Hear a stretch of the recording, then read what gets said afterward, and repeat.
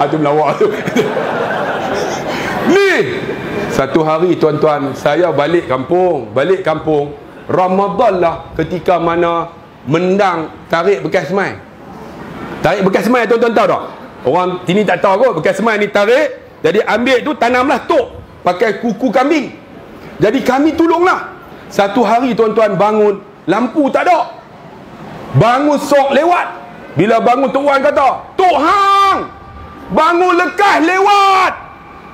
Bila lewat Tok Wan, "Allah, macam mana ni?" Tok Wan kata, "Lewat tak apa, jangan tengok jam." Dia kata. Jadi Tok tak tengok, buat tak tahu, tak nampak. Buat tak nampak kan?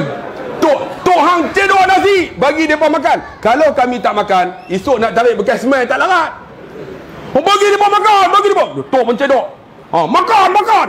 Tak apa kau, makan. Kenyang dah lagi. Kenyang dah. Kenyang buka tingkap. Buka matahari dua atas. Tuan, awak matahari dua atas dah. Dia dah tak apa, tak senaja. Apa jangan duk buat macam tu?